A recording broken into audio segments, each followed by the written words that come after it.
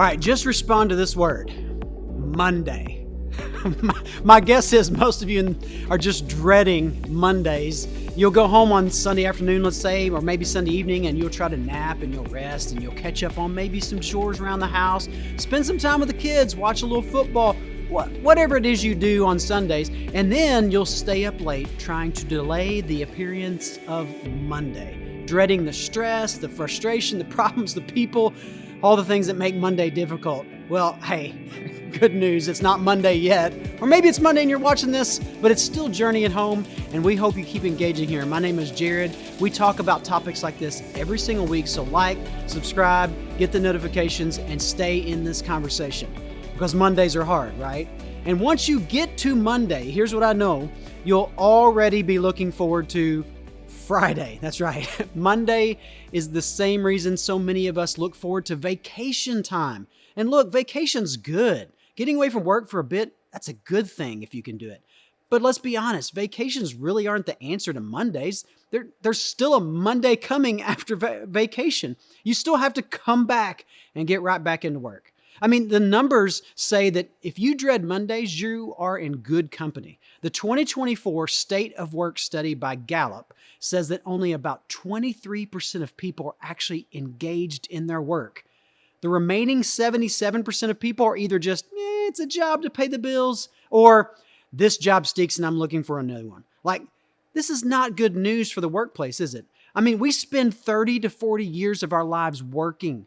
Most of our time each day is spent working, which means most of our life is spent doing something we don't really want to be doing. That doesn't sound like a great life to me, but we all know that work is still part of life. It's a big part of life. We spend most of our waking hours engaged in some kind of work, whether it's the 9-to-5 job, parenting, chores around the house, volunteering in our community, helping a neighbor, organizing an event for our kids, coaching youth sports. I mean, let's be honest, that's all work. And here's how I'm defining work for the next couple of weeks as we work through this series. Work is purposeful and meaningful activity, just simple. But that's really the core of the issue of work for most of us in the room, isn't it? Like, most days it feels like you're just doing a job. You're changing a diaper, you're changing the oil, you're mowing the lawn, you're making another dinner the kids don't really want to eat. You're filling in numbers on a spreadsheet, you're making another sales pitch that will fail 8 out of 10 times. You're studying for an exam for a class that really isn't teaching you anything helpful. You're cleaning up after your roommates who left the kitchen in a huge mess. It's all just work. It doesn't feel purposeful or meaningful at all. In fact, it feels less than that. It feels opposite of that. It feels like it's draining us of all purpose and meaning. It's stealing our joy so that when we go home, we don't have anything left to give to our family and our friends. We often say no to dinners and hanging out with people we love because there's just too much work to figure out how to make it all work and to have the house clean and get the babysitter and do the drive to go that far, to get there, to go to bed later. It all starts to feel like work. And the answers from popular culture that give us about this whole idea of work are mostly unhelpful. Like, here's one. I hear a lot of times people say, find a job you love and you'll never work a day in your life. Well, I mean, this idea really just sets us up for a lot of disappointment. Because I don't care how much you love your job, work is sometimes very hard. What I don't like about this culture of advice is that some of us we spend our entire lives going from job to job to job to job, looking to do only what I like to do all the time. No one bothers me, everyone loves me here, and the work I do never puts any stress on me. And that's just a recipe for drudgery because that doesn't exist. That's not meaningful work, and that's just called a never-ending hobby. Again, I hope you love your work, but don't let that lead you to think that work will never be hard. Here's number 2 I hear from cultural ideas all the time that really doesn't work. Retire early and then do what you want. So just get a job, work your way to the top, make a lot of money, sell the business, invest well, buy an island getaway, and never look back. And some of you are on that track, or at least you're trying to be, and you've seen other people doing it, and this seems like a great option until you realize that early retirement has mixed reviews on the effects on mental health, physical health, and relationships. I mean, more and more research is finding that early retirement is actually much more difficult a transition than anyone ever thought about. Besides, let's just be honest, early retirement isn't really a reality for the vast majority of people here. Like, that's just an idea we chase, and then we feel deflated by the impossibility of it. Which leads us to the final cultural offer to help us out with work is this. Just work for the weekend. Get through the week. Do what you got to do. Do the minimum. Don't make waves. Keep your mouth shut. Stay out of the way. Collect that paycheck and get out early on Friday if you can. Work, and then save so you can get away on a few vacations a year, and the rest of the time, just cope with the crap at work. It's just a means to an end. And the end is getting to do what I want for a few weeks a year or on the weekend. See, the problem with all three of these approaches is that they're just all have the same problem. Most of the time, we treat work as if it's something to be avoided. We find ourselves wishing work away. If we could just be free to do whatever we want, if we could just get out of work, we'd be able to enjoy our lives. And once I'm on vacation, or once my kids are older, and once my income is at a certain level, and once I retire, then I'll enjoy the good life. But that's not the way Jesus ever talked about his work. It's not the way Paul and Peter wrote about work in the New Testament. And it's not the way followers of Jesus have viewed work for really centuries.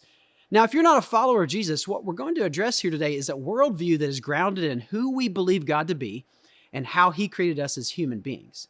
And I think you're going to find this fascinating, and I think you'll find it really attractive because the story of work that comes through the Jewish scriptures of the Old Testament and then through the Christian scriptures of the New Testament, they have a common view and a common definition of work. And for all of you, regardless of where you are in your faith in Jesus, to have a better working definition of work, it defines how you will work, because how you define work determines how you come to work.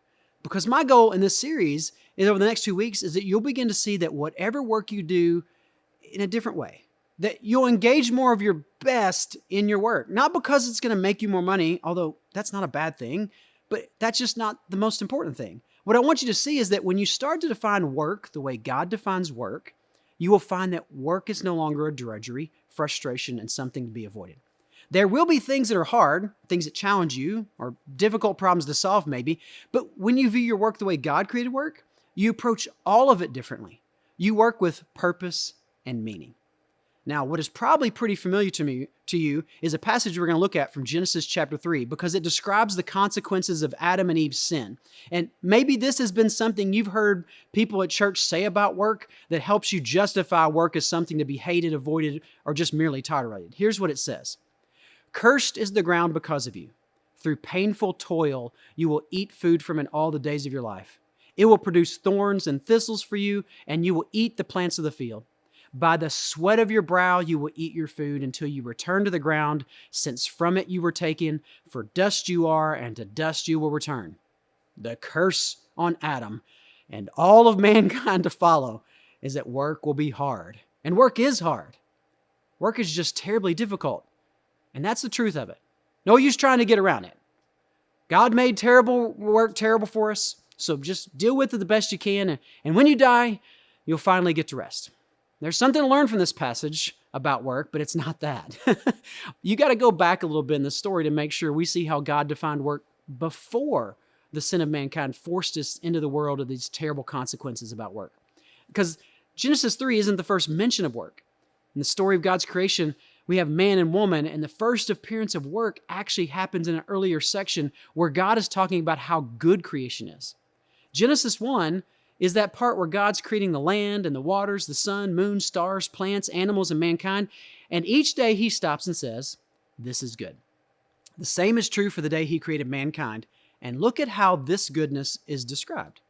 In Genesis 1:27, so God created mankind in his own image. In the image of God, he created them. Male and female, he created them. So this word image in Hebrew, like the word image, it simply means idol or statue. Like we are God's image bearers. We are made to be like him. We are his little statues. And statues are representations that remind us of the real thing. Like we build statues of famous men and women so we can honor their memory. Remember what they did and what they stood for. Like in the same way, we're little images of God, here to do the same kind of work that God would be doing. Let me show you why this is such a big deal from this Genesis story. When the Bible was being written and put together, mankind really wasn't seen this way. I mean, this is This Genesis version is a huge departure from the ways humanity was viewed. Let me show you another creation story of mankind that comes from the Enuma Elish, which is a creation story from Mesopotamia that was written a few years before Genesis. And so in this story, Marduk is the chief of all gods, and here's how the story of Marduk's creation of mankind goes. It says, I will establish a savage. Man shall be his name. Verily, savage man I will create. He shall be charged with the service of the gods, that the gods might be at ease.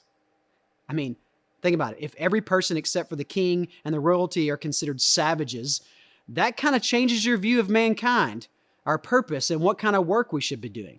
If we are nothing more than servants and slaves to make sure that the gods and the kings that live as gods on earth comfortably, then that's really a recipe for hating our work, isn't it?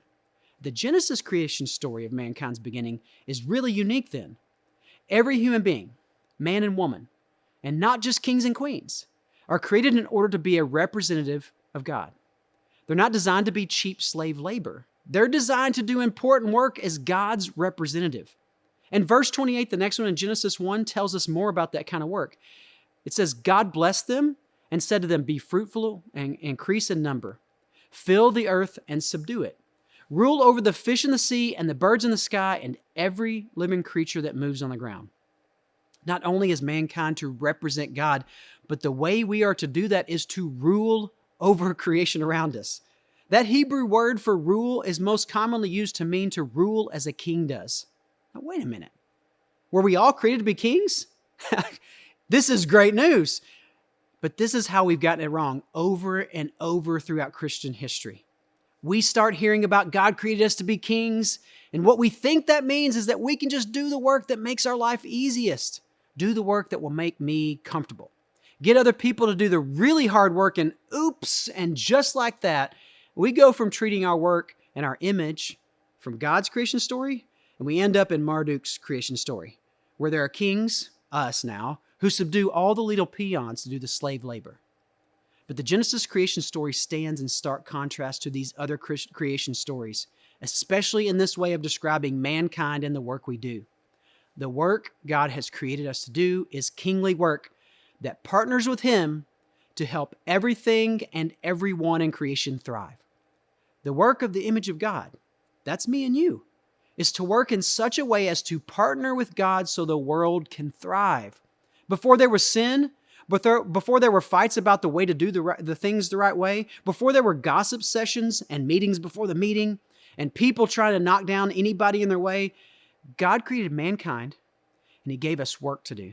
And that work was to rule and to reign, to partner with Him in the ruling of this world for the benefit of the whole world. But listen, I'm sure you're wondering, how does my job and my work, the things that I do, fit into that framework? My work isn't that important. It's not kingly work. I'm a delivery driver. I'm an assistant. I'm a machine operator. I'm a salesman. But that doesn't change the fact that work is hard. Remember those consequences from sin that are also in Genesis? Thorns and thistles grow everything. Work is cursed. Listen, you're right. Sin not only disrupted our relationship with God, but it also confused the way we see ourselves as humans, and our work is important. One of the most devastating effects of our sin is that we forget what God created us for and the purposeful, meaningful partnership He invites us into. And we become convinced that our job is just for money, our work is only to buy the things that we want, and our purpose is to get out of work as early as possible, retire to a life of leisure, and vacation as much as possible. But listen, as Jesus followers, we have a different hope. Jesus' death and resurrection redeems not only our lives in the sense that He sets things right between us and God, but He also set right what was broken by sin in all ways. Jesus' death and resurrection sets work right again. What Jesus did redeems what work can be for us. He restored the purposeful, meaningful work we can do. And despite the weeds that grow, we can find purposeful partnership with God in our work. Here's what Paul wrote that explains how much of this original plan Jesus restored on our behalf. Paul says, "For if by the trespass of the one man, death reigned through that one man, how much more will those who receive God's abundant provision of grace and the gift of righteousness reign in life through one man, Jesus Christ?"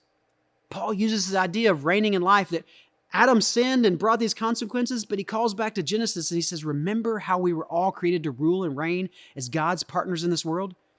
Jesus makes that possible again. He has redeemed work to its original design. Next week, I want to explore more what it looks like as an accountant, an IT professional, a Culver's team member, banker, doctor, teacher, and parent. Listen, I want to help you look at your work and see how your work can be a partnership with God. And I don't just mean like how you can start a Bible study at lunch or evangelize your coworkers. I mean, those are good things. But I'm talking about next week how your work, how the work you do and how you engage in it, that's also a partnership with God. So come back next week for that conversation here. But to wrap up this week, here's the simple challenge I want you to take. Here's the response I want you to take this week. I want you to say, thank you, God, for Monday. That's the challenge. I know. In light of what you've learned about how God designed work and designed you, I think the place to start is to be grateful. God has given you purposeful, meaningful work to do. He's invited you into the kind of work He's doing. And He wants your contribution, your energy, your talents, your work to help this world thrive. So simply thank Him for that invitation. Start tomorrow and say, thank you, God, for the way you designed me and that you designed work to have purpose and meaning. Even if you're not sure what that purpose and meaning is yet for your life, listen, thank Him for it. And then do that Monday and Tuesday and Wednesday and Thursday. Because I know you're going to thank Him it's Friday and it's Saturday, but the goal is this week to shift from the story that says work is something to be avoided to the story of God saying your work is truly important. And why make this simple shift? Because it will change the way you respond to every single work challenge. It will help you bring your very best to whatever work you do. It will help you discover the greater purpose and meaning that God created you and your work for. And when you begin to realize that, the entire world around you thrives. So simply say, thank God it's Monday.